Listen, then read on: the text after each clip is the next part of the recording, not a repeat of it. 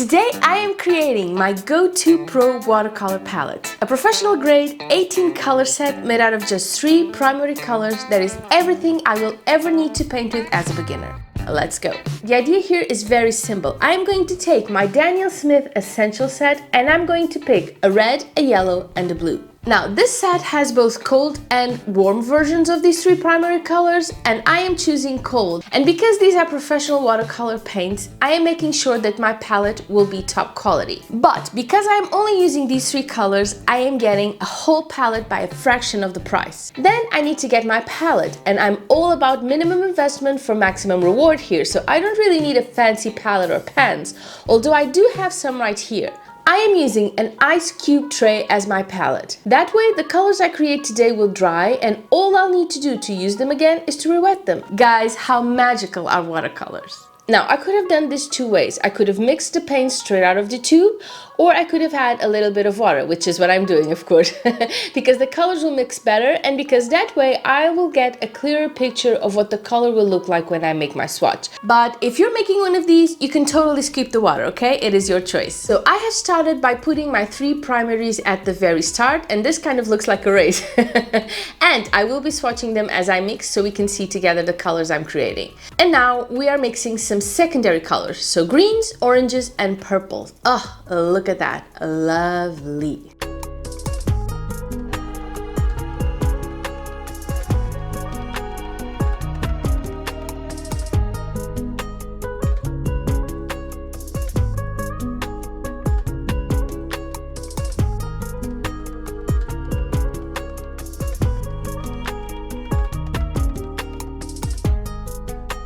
I am definitely a pink girl, so I kind of need a pink. And I have decided that I'm going to add a little bit of white in order to do that.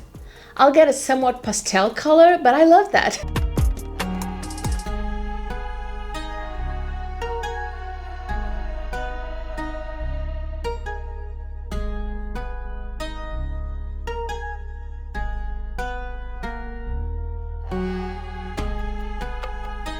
I also need a blue sky, so I will add some white to my blue.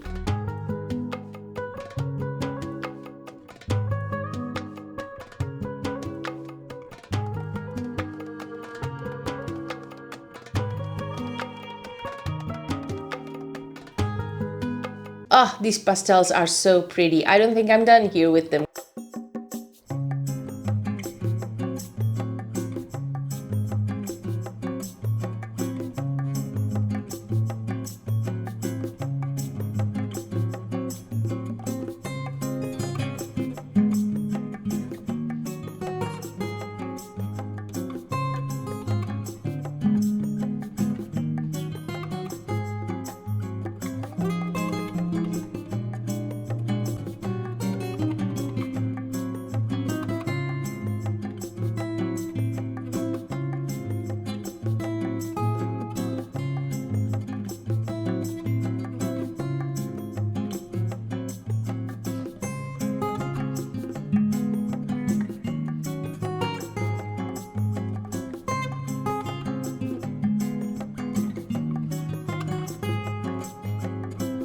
Okay, so these are 14, so we have 4 to go. And now is when we start to have the real fun, because my favorite color of all times is indigo. So let's see if I can get the right ratio of red and blue to make that happen.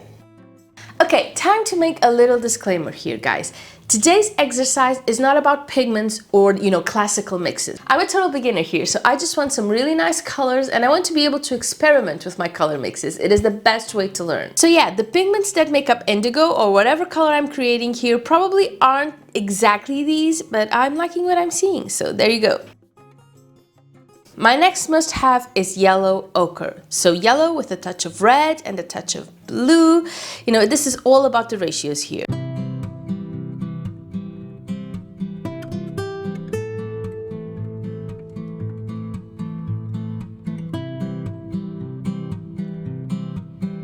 Yellow ochre and burnt sienna are colors that when I first started, I figured I'd never use, but they are so versatile and awesome, I ended up using them almost every time I paint. You just have to have these on your palette. Burnt sienna is easy enough, lots of red with a touch of green. Last but certainly not least, I want a gray, and my favorite is Payne's gray. So let me get some blue, some of this, a little bit of yellow ochre.